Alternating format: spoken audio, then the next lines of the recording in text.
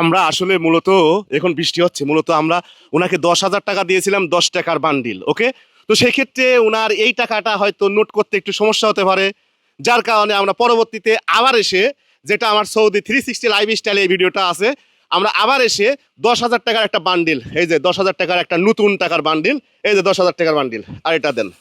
ঠিক আছে, আর এদিকে আসেন, এদিকে আসেন, এদিকে আসেন। এখানে 10,000 টাকা ছিল, বুঝছেন?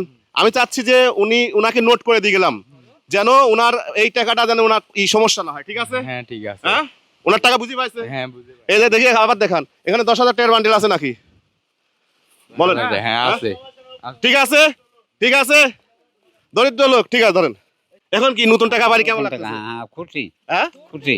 এইটা চেঞ্জ করে নিলাম, অর্থাৎ এটা আমরা দোকানদারকে দিয়ে দেবো। দোকানদার আমাদেরকে বললো যে আপনি খুচরা টাকা আমার কাছে নিয়ে আসেন, আর এই 100 টাকার নতুন বান্ডিলটা ওনাকে দিয়ে আসেন। 88, 89, 90, 91, 92, 93, 94, 95, 96, 97, 98, 99 সব 100 হয়েছে। 10,000 হয়েছে, এই যে আপনার 10,000 হয়েছে। ঠিক আছে, ওকে, সবাই ভালো থাকবেন, সুস্থ থাকবেন। আপনারা সবাই সুস্থ মানুষ, আমরা সব সময় অসুস্থ মানুষের পাশে থাকি, অসহায় মানুষের পাশে থাকি, আমরা সুস্থ মানুষের পাশে থাকি না। সবাই ভালো থাকবেন, আসসালামু আলাইকুম।